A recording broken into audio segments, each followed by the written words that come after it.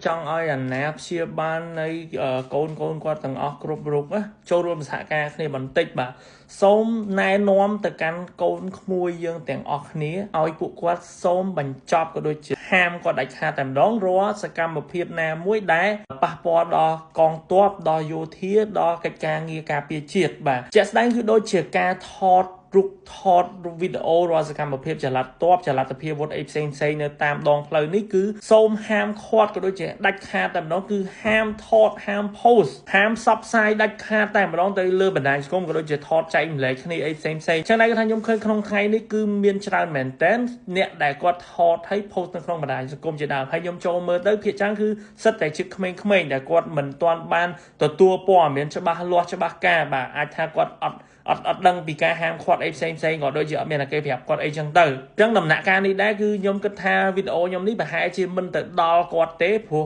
ប្រហែលជាពួកគាត់ក្មេងៗគាត់ស្ទាវអីគាត់មិនតាមដានព័ត៌មានអីចឹងណាឬក៏គាត់រវល់អីចឹងទៅចឹងខ្ញុំគិតថាអាណាព្យាបាលក៏ដូចជា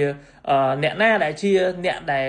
គ្រប់គ្រងគាត់បាទគ្រប់គ្រងជីវិតគាត់មើលថែគាត់បាទនៅជាមួយគាត់រាល់ថ្ងៃជាប្រចាំថ្ងៃដែលជាចាស់ជាទុំគឺសូមប្រាប់ពួកគាត់ផងទោះពួកគាត់អត់ទាន់បានធ្វើអីក៏ដោយក៏សូមប្រាប់គាត់ជាដំណឹងជាមុនឲ្យគាត់បានដឹងផងថាក្រសួងការពារជាតិកម្ពុជាក៏ដូចជាច្បាប់យើងបានហាមឃាត់កុំឲ្យមានការថតរូបសភាវុធថតវីដេអូចល័តតបអីផ្សេងបង្ហោះក៏ដូចជាផ្សព្វផ្សាយទៅតាមបណ្ដាញសង្គមអីផ្សេងបាទនេះគឺជាការហាមចេញពីក្រសួងការពារជាតិផ្ទាល់តែម្ដង